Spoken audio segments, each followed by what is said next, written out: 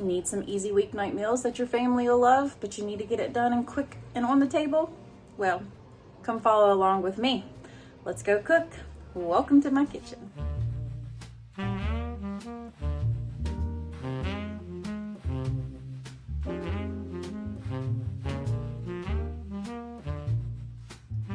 Hey friends, welcome back to this week's video. I have some tried and true family favorites for you all this week. We're going to take it back old school and kind of do a what's for dinner, but with some of our family favorites. These are some that we go back and pretty much make all the time. They're on our monthly rotation. But this video is in collaboration with Tiffany over at Large Family Love, and she is amazing, so make sure you go check her out as well.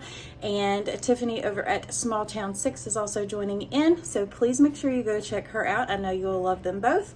But without further ado, let's go cook, y'all. Come on, let's go. Shh. Everything will be below in my description box.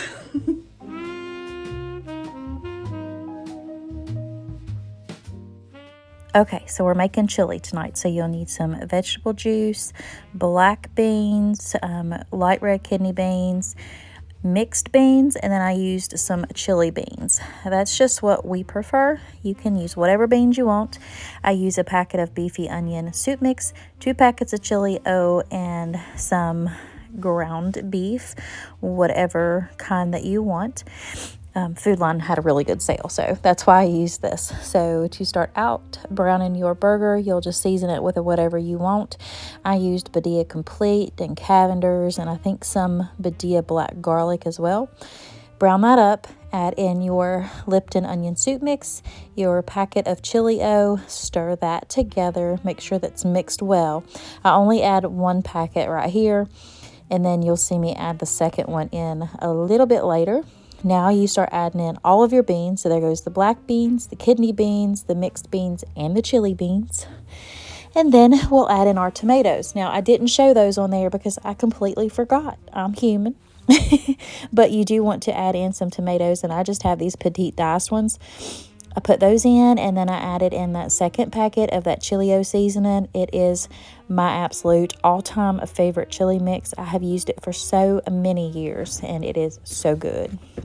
So once that is all mixed in, that is when I dump in about half a bottle of this V8 juice or vegetable juice, whatever you want to call it, and then I stir that together, and then I just put a lid on it and let it simmer until it is ready to be plated or bowled up. Now to go with this, I am making some cornbread waffles. I got this idea from one of my friends at our house church group, and she made this one night, and I was like, I have to do it. So I did it, and they are amazing. Something different and fun. So I'm just going to go ahead and keep cooking those up. Now everything is ready, so we're just going to go ahead and serve that on up. And dinner or supper this night, whatever you want to call it, we say supper, is absolutely delicious. Can't be beat on a cold night.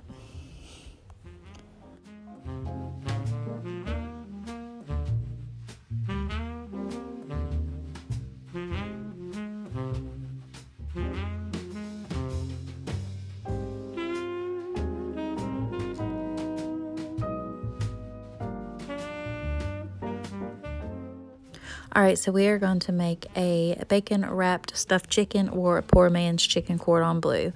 So you have garlic powder, Badia Complete, some cream cheese, some chopped green onions, chicken breast, and some bacon. It's pretty much all you're going to need to make this chicken dish. So to start out, you'll take a block and a half of cream cheese and just heat that up in the microwave just to where it is soft enough to where you can mix it well. I added in the garlic powder, the Badia Complete, and those green onions. I stirred those together, and then I realized that it really wasn't enough onions for our liking. So what I did is just put in some freeze-dried chives in there, stirred all of that together, and then I put it in a Ziploc baggie to make it a little bit easier, and I just snipped that end off for the filling of the chicken. It just makes it a little bit easier. So I sliced those chicken breasts almost all the way through, and then stuffed it with that cheese mixture, and here I am just folding those chicken breasts back together. And then we will season both sides of those chicken, and what I did was just season it with some more Badia Complete and some more garlic powder. And then once that's done, you'll see me wrap that bacon around there. Now, it could get a little bit tricky. I almost ran out of bacon, so if you make this, I would... I think that was a 12-ounce pack, so I would definitely look for the pound pack of bacon if you're making this much chicken.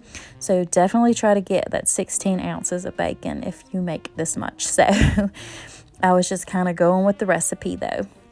I will have a version of this topped out for y'all below, or a link for one, because this come out of a cookbook. But this goes into a 350-degree oven until it is all the way cooked through. For sides, I just heated up some green beans and made some instant mashed potatoes. Easy peasy lemon squeezy, but this was a winner chicken dinner, y'all.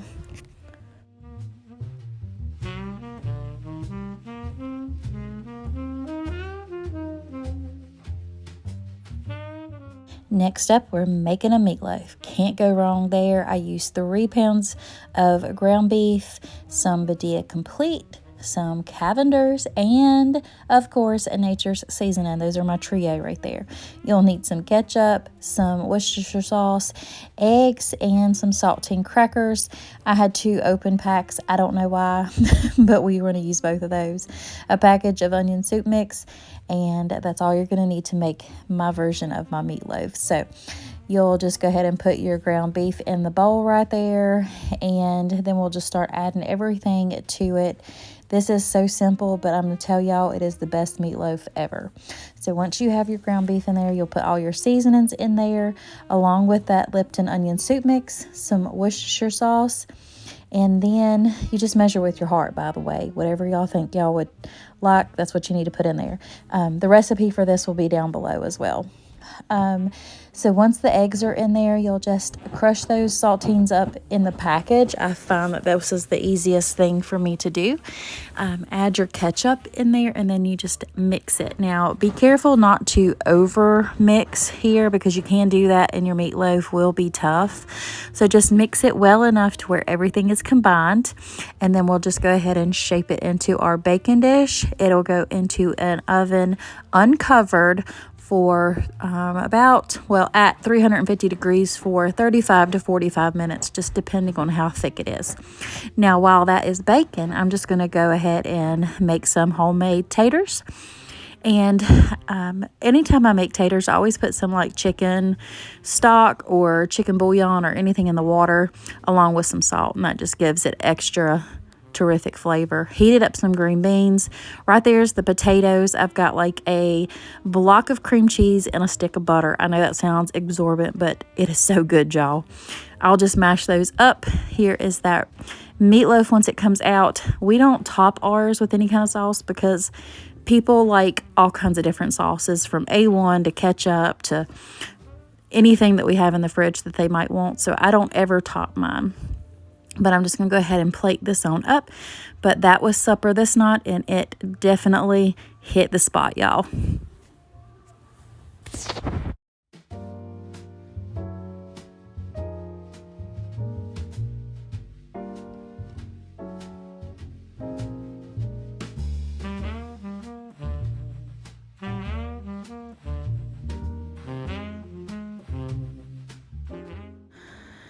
This night was a New Year's Day, so we're just going to open up some canned cabbage and some black-eyed peas. I took it easy this night because it was just me and my husband.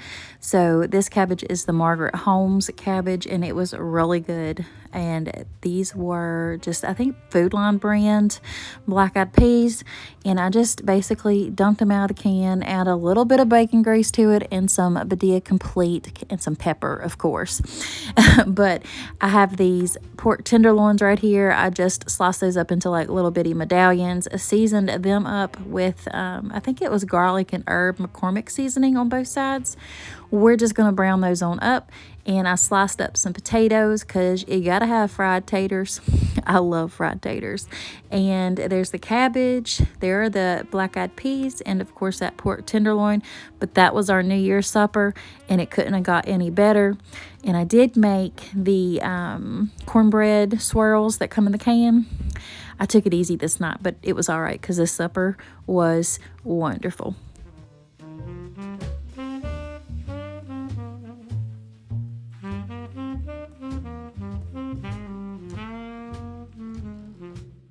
This one right here is definitely a family favorite, and it couldn't get any easier. So I have a chuck roast, some taters, carrots, onion, and then you'll have a ranch dressing packet, an Italian dressing packet, and a brown gravy mix, and a whole stick of butter, y'all. Don't be scared. Don't be scared. It's good. Trust me. So in the crock pot, which can't beat a crock pot dinner either, I just layered some onion in the bottom.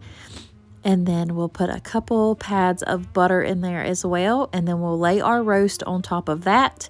And of course, you'll need to season it. So I just coat it pretty liberally in some Badia Complete. Top that with the remaining onion. Now, I had 2 small onions for this. So use however many or however little you like. So once those onions were on there, I just topped it with some baby carrots. And I diced up some potatoes. And then we topped it off with a huge can of mushrooms because we like them over here.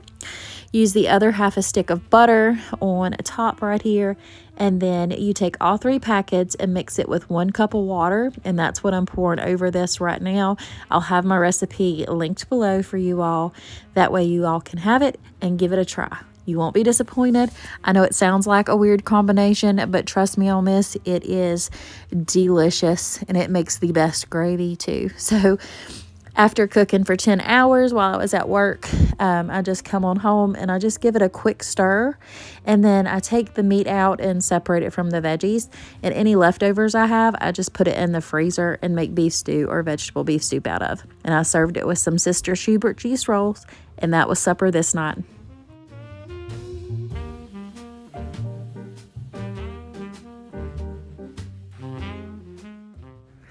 Last but not least, I couldn't leave this one out. It was just part of my Cozy Casserole collab. If you missed it, I'll have it linked down below. Please go check it out.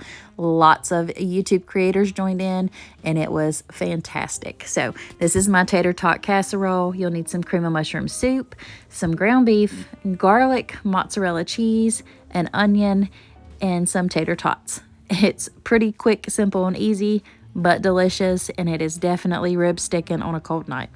So you have your ground beef and your onions cooked up here in a pan. You'll add your cream of mushroom soups. If you don't like mushroom soup or if you have an allergy, please use any other kind of cream of soup that you want.